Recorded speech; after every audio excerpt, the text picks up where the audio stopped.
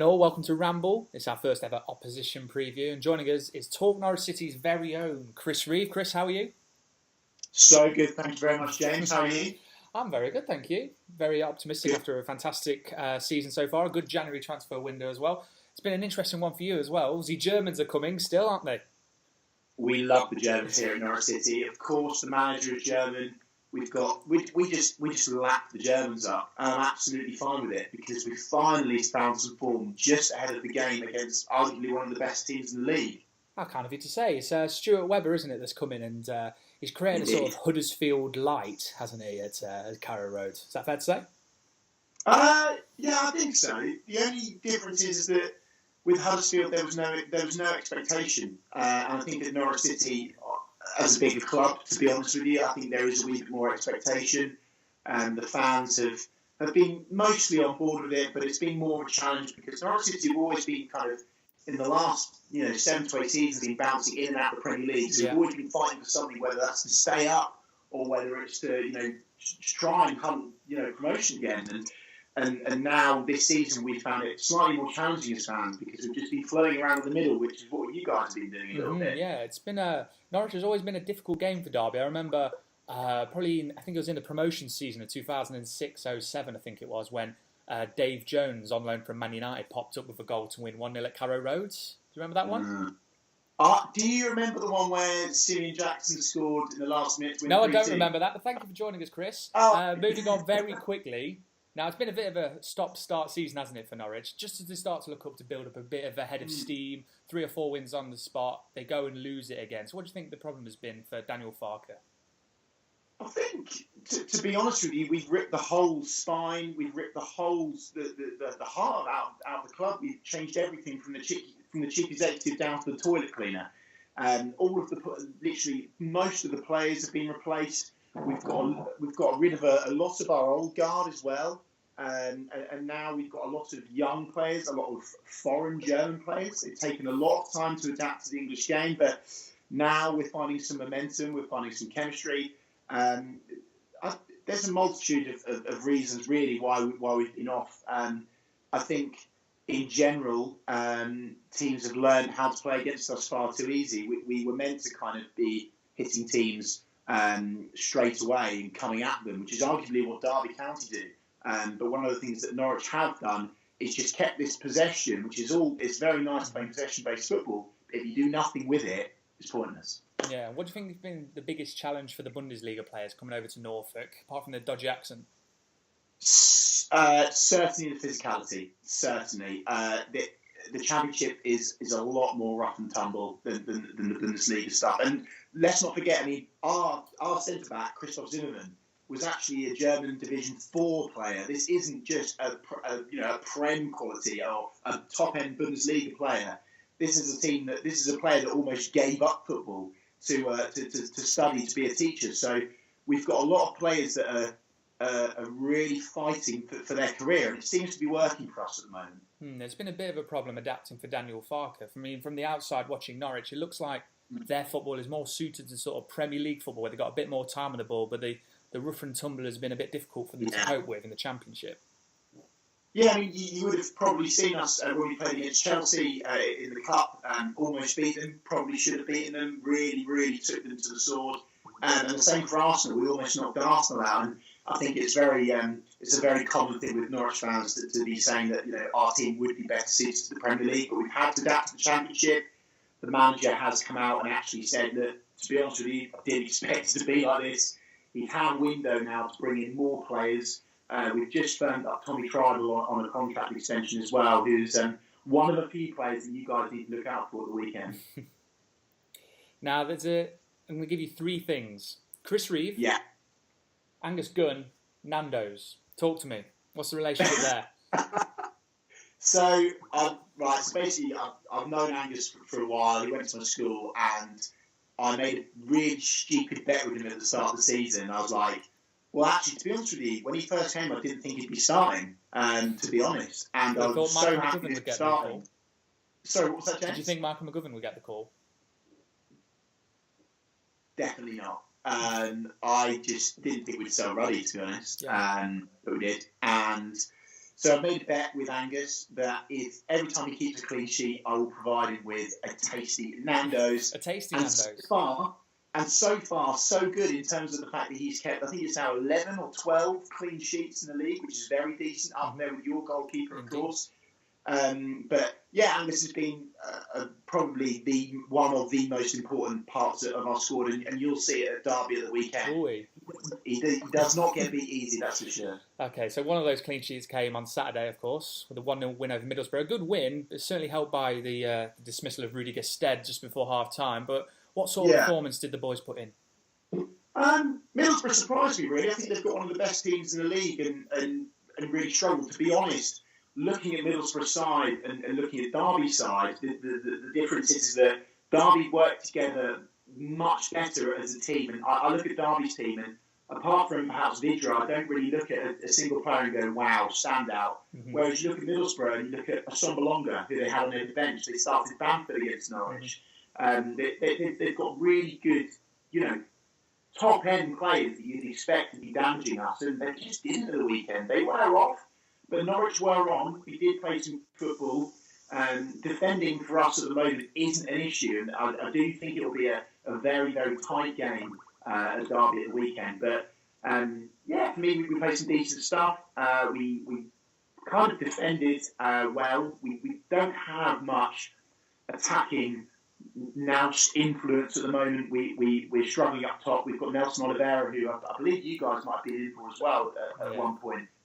He's struggling for confidence at the moment, so we are hitting balls from distance. But of course, we've got the mighty James Maddison, who has been doing some serious damage. He's looking quite the snip, isn't he, from Coventry? Was it just the £1 million it cost you? Probably. But, I away from that, no matter what it costs, it looks like probably the signing of this season, even though we signed him the season before. We actually pushed him out on loan to Aberdeen last season. A lot of Norwich fans were very disgruntled about that, and you can see why now, because the guy's got star quality. He can score from free kicks, he can score from distance, he's not afraid to take a player on, he's very, very skillful. You're probably very afraid with Wes Houlihan, who's been in the Norwich team for a long, long time now. He's learning from him. He's kind of Wes's apprentice as such. But I mean, let's not kid ourselves here. He will be a Premier League player next season, absolutely no doubt. If Norwich aren't there, he will be signed by a Prem team for a lot of money, and you guys need to man mark him. But the issue is, he's so technically gifted that if you do choose to man mark him, he will draw a lot of fouls, and therefore your players will easily go in the book. And I think that a team like Derby, you probably need to possibly avoid that. So it's a lose-lose situation in terms of Maddison. So how do you think Maddison will cope with the challenge of Thorne, Ledley, Huddlestone, etc.? I think he'll cope. Tom Huddleston's a great player. I really like Bradley Johnson, you know that as well. And Lee Croft, we need to talk about Lee Croft. We do not need to talk about Lee Croft. We will talk about Lee Croft in a minute. James Maddison, how will he fare against Tom Huddleston? Fine. Tom is a very good player, very physical. But as I say, James Maddison draws the fouls. He's very, very clever. He never ever goes the obvious route to goal. He will do something different to throw him off guard. I don't think Tom Huddleston will be able to keep James at bay for the whole game, that's for sure. It's about your defence. How do they cope with that? And I think Derby will be okay, but he can come up with some magic. Like at Brentford a couple of weeks ago. Exactly right. Like against Ipswich, like against Sheffield. You are, sorry? I've watched the tapes. Good. Well, I hope you've done your homework, James. Absolutely. It's actually really funny because I'm actually talking to a Derby County legend later. Who's that? Lee Croft. Oh, okay. I thought he was going to talk about an actual legend, but go on. I'm intrigued now. What are your thoughts on Lee Croft, James? I remember watching his debut when he played for Derby against Peterborough on the opening day of our, it might be 2009 season. He played really well, but I don't remember him playing very well after that. So it was a short marriage with Lee Croft.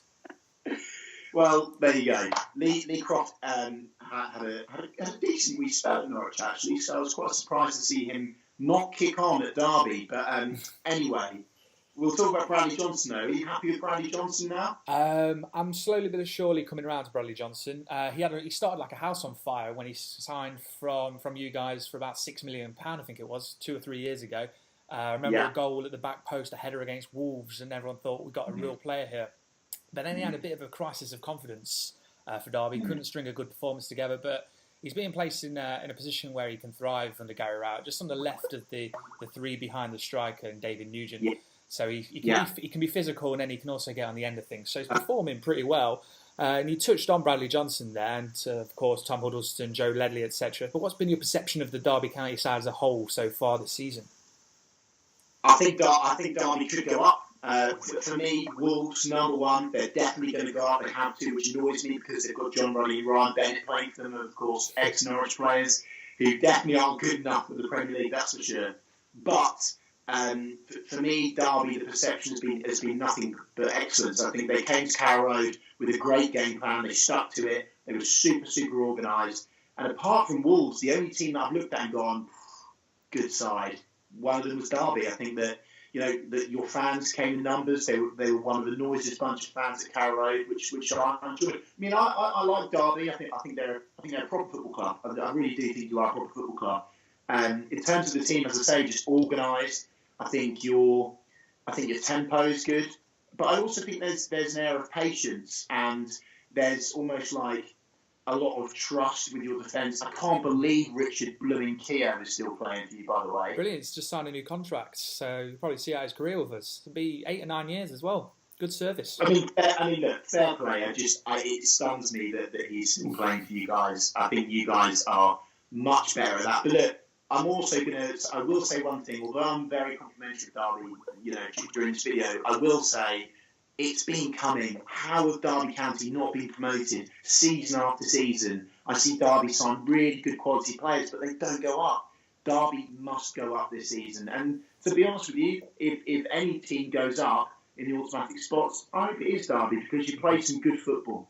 Absolutely. It's very kind of you to say. Now, before we finish off, have you got a score prediction in mind? Keep it nice. You go first. I'm going to go for a 2-0 Derby win. Derby keep a lot of clean sheets at home. I think it's 10 in the last 15 at Pride Park Stadium. Scott Carson, just before his next England call-up in March.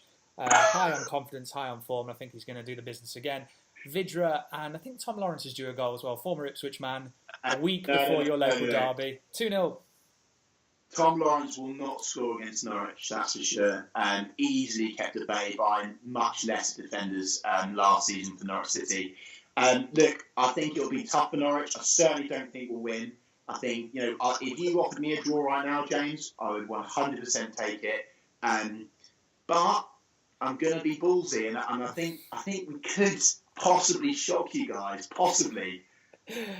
It's such a tough one because I think you guys are really, really good, but we're in good form. I mean, I would be totally open and honest with you. When you guys came to Carrow Road, I expected to lose that game. I really, really did. But now, especially away from home, we've been very, very good, and we can pack a punch. So I'm going to be ballsy, and I'm going to say 2-1 Norwich. But if you offered me a draw now, I would 100% take it. Okay, apologies for my slight jolting. We are having to piece together parts of the video because Chris has no idea how to block the function on his Skype where he gets outside calls. But he's back now. Lee Croft. No, Lee Croft, the opportunity is gone to talk about Lee Croft. But you do have one more opportunity just to plug the channel, Talk Norwich City. Where can we find you?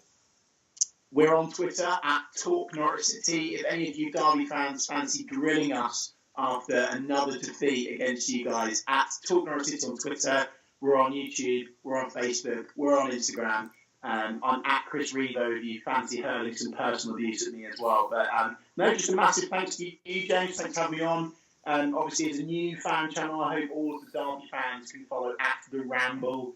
James is the top man. Loads of Derby insight over on your channel. So thanks for having me, James. Top man, thank you very much. And if I can extend the plug for just one moment, may I direct any Derby County or indeed any other Football League fans just to watch a video of Chris talking about Sheffield United boss Chris Wilder.